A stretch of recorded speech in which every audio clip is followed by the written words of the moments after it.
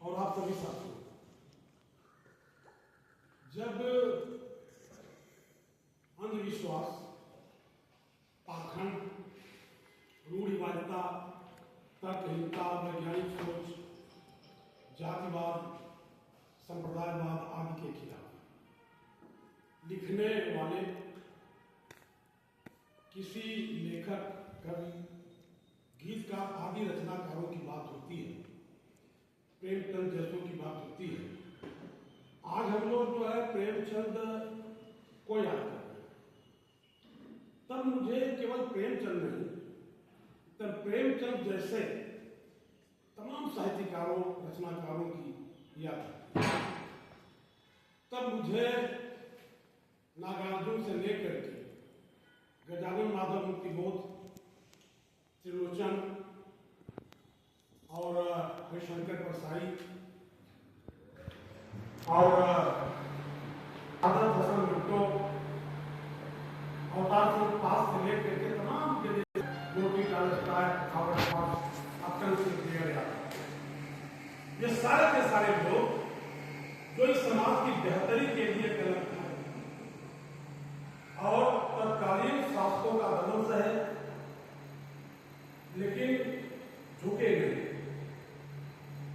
क्योंकि उन्हें पता था कि हम क्या कर रहे हैं। अनजाने को कुछ नहीं करेंगे, सोच समझ को। बहुत ही स्पष्ट बात है कि मानव समाज के अस्तित्व में आने के बाद जब भाषा अस्तित्व में आई और भिन्न भिन्न भाषाओं में लेखन शुरू हुआ, तो लेखन भी निष्पक्ष नहीं रह सकता था, खासतौर से समाज के वर्गों में बंटने के बाद। लेखन भी वर्गीय पक्षधरता के साथ ही शुरू हुआ, आज भी वर्गीय पक्षधरता के साथ जारी है। इस दृष्टि हमें किसी लेखन को देखना है। साथियों ने हमारे से पहले जो भी बात किए हैं, लोग अपने अपने ढंग से प्रकाश डाले हैं, तो मैं थोड़ा उस बात को और स्पष्ट करने के लिए ये बात कर रहा हूँ कि आज का लेखन भी वर्गीय पक्षधरता से परे नहीं है। ये बहुत स्पष्ट बात है और ये समाज में होना ही होगा कि कोई भी लेखन वर्गीय पक्षधरता से परे नहीं होगा। या तो वो दमन करने वालों, शोषण करने वालों, उत्पीड़न करने वालों, मुनाफाखोरों के पक्ष में लिखा जा रहा होगा, या तो फिर दमन सहने वालों, उत्पीड़न और शोषण सहने वालों के पक्ष में लिखा जा रहा होगा। चाहे जितना भी दमन का सामना करना हो, जो भी मानव समाज की बेहतरी के लिखते हैं वो लिखते ही रहेंगे, चाहे जितना भी उनका करना। इसके पहले एक साथी बात कर रहे थे, हमारे नामदेव को मिलना चाहता हूँ, निर्देश कर रहे थे, वो बिल्कुल ठीक बात कर रहे थे कि लेखन ऐसे ही नहीं होता है, अमूर्त चीज नहीं है। और जो भी ऐसी शासन प्रणाली के खिलाफ लिखे, जो शासन प्रणाली करोड़ों लोगों का दमन करते हुए अपने को मजबूत करती रही, उस शासन प्रणाली के खिलाफ किए गए प्रचार प्रसार के माध्यम से समाज में संघर्ष खड़ा होता है और निश्चित तौर पर शोषण और उत्पीड़न के तरीके के खिलाफ जो संघर्ष होता है वह प्रचार प्रसार के बिना, क्रांतिकारी प्रचार प्रसार के बिना नहीं संभव है कि जनता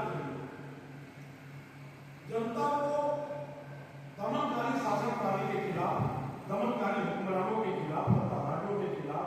शासकों के खिलाफ खड़ा करने के लिए प्रचार के जो तरीके अपनाए जाते हैं, उनमें तमाम सारे तरीकों में लेखन एक मुख्य विधा है। वो चाहे गद्य लेखन हो, पद्य लेखन हो, गीतकार हो, संगीतकार हो, गायक हो, रंगकर्मी हो, संस्कृति कर्मी हो, ये तमाम विधाएं, ये तमाम तरीके दमनकारी शासन प्रणाली के खिलाफ जो है अपनाए जाते हैं और ये सारे के सारे प्रकार के तरीके जनता को बोल करते हैं। पूरी दुनिया में मानव समाज की बेहतरी के लिए किए जाने वाले संघर्षों का इतिहास गवाह है कि ऐसे ऐसे तरीके जो जनता को कुछ दे रहे हैं, प्रतिगामी शक्तियों के खिलाफ लड़ने की प्रेरणा दे रहे हैं, वो निश्चित तौर पर शुरू होते हैं प्रचार से, क्रांतिकारी प्रचार से, प्रगतिशील प्रचार के लिए। जनता में उद्वेलन पैदा करते हैं, जनता को एहसास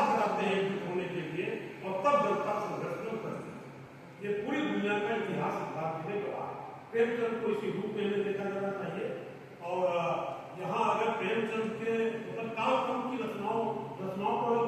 कालखंड के अनुसार देखा जाए तो उनकी अंतिम रचना जितना मुझे मालूम है गोदान में अंतिम रचना गोदान में है। और गोदान में उन्होंने जिस तरह खेतिहर मजदूरों, छोटे किसानों, मझोले किसानों और जनता के तमाम उत्पीड़ित वर्गों का वर्णन किया है,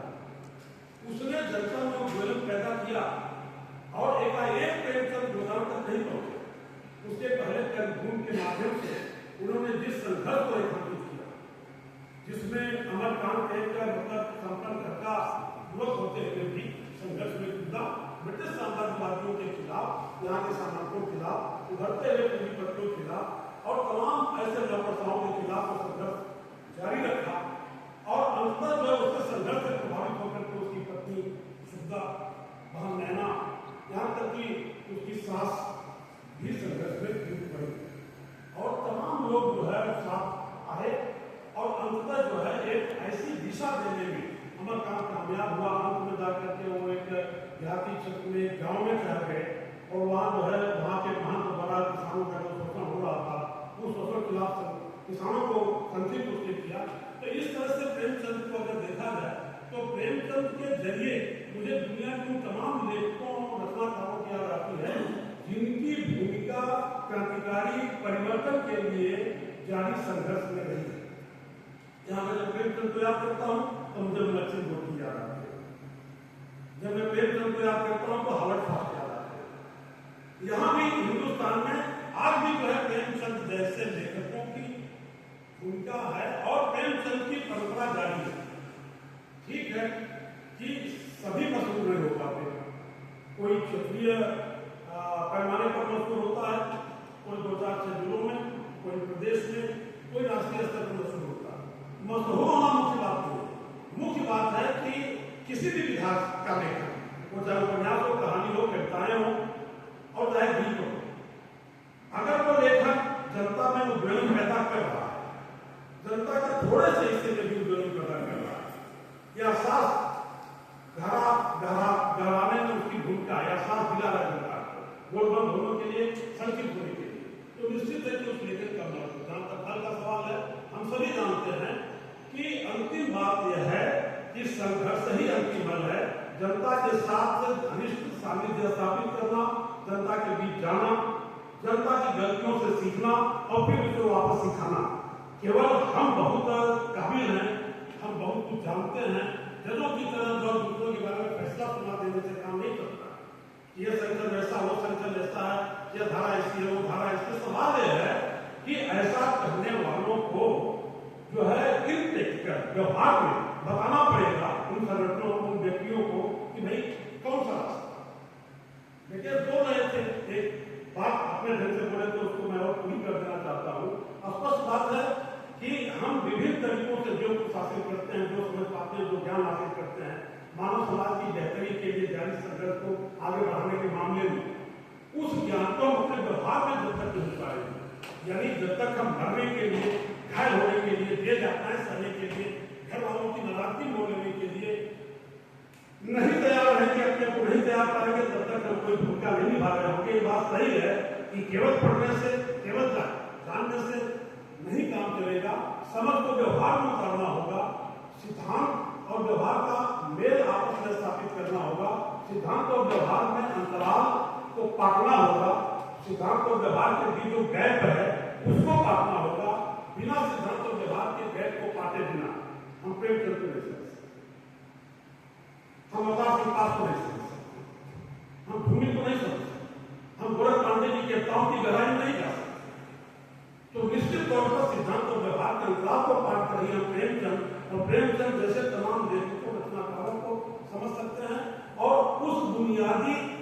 ढांचे को ध्वस्त कर सकते हैं जो बुनियादी ढांचा लोगों में झगड़े पैदा कर रहा है, जो बुनियादी ढांचा सांप्रदायिकता बढ़ा रहा है, जातिवादी झगड़े बढ़ा रहा है, जो बुनियादी ढांचा मर्दों, मेहनतकशों को जातियों, धर्मों और संप्रदायों, क्षेत्रों में बांटकर एक नहीं होने दे रहा है, जो ढांचा जो है कुल मिला के मानव द्रोही है। वो स्पष्ट बात है कि वो ढांचा है मालिकाने पर आधारित मुनाफाखोरी की व्यवस्था, जिसके शीर्ष पर चंद बड़े पूंजीपति हैं और उन पूंजीपतियों का सहयोग देने वाले को करोड़ों लोग हैं और भिन्न भिन्न तबके के स्तर के हैं। दुर्भाग्य ये भी है कि केवल बड़े पूंजीपतियों का साथ जो है खाते पीते संपन्न लोग ही नहीं दे रहे, बल्कि जो है मेहनत कशों मजदूरों किसानों में भी, तमाम पीड़ित शोषित लोगों में भी कम समझदारी के चलते ऐसे लोगों की संख्या मौजूद है जो पूंजीवादी प्रणाली का साथ दे रहे हैं। मैं एक बात कहना चाहता हूँ, समय पे मैं ज्यादा लंबा नहीं जाऊंगा। आज के दौर में प्रेमचंद जैसे लेखकों को याद करना इसलिए भी बहुत जरूरी हो गया है। मात्र याद करना नहीं, उनका गहन अध्ययन करना, उनसे सीखना और सीख करके जनता में जाना, जनता को बोलबंद करने का काम इसलिए भी आवश्यक हो गया है कि हमारे हिंदुस्तान सहित पूरी दुनिया के तमाम देशों में, या तो फासिस्टों की तमाम देशों में, मतलब मैं ये कह रहा हूँ बहुत सारे देशों में, लेकिन बहुत सारे मतलब अधिकांश नहीं कि बहुत सारे देशों में फासिस्टों की हुकूमत है, या दक्षिणपंथी पार्टियों की हुकूमत है, या दक्षिणपंथी पार्टियां पहले की तुलना में अधिक सशक्त हो रही हैं, पहले की तुलना में अधिक मत उनको मिल रहा है। तो फांसीवादी खतरे को सन्निकट देखते हुए जरूरी है कि हम ऐसे लेखकों को पढ़ें, समझें, जो फांसीवाद का मुकाबला करने में तमाम क्रांतिकारी शक्तियों को मदद करें और क्रांतिकारी शक्तियां प्रगतिशील लोगों का सहयोग ले सके, ऐसे तमाम लोगों का सहयोग ले सके जो मानव समाज की बेहतरी के लिए काम करने के लिए तैयार हैं। और निश्चित तौर पर ऐसा ही करके हम प्रेमचंद को सच्ची श्रद्धांजलि दे सकते हैं, उनको याद कर सकते हैं। उन्हीं बातों के साथ मैं बात करता हूँ।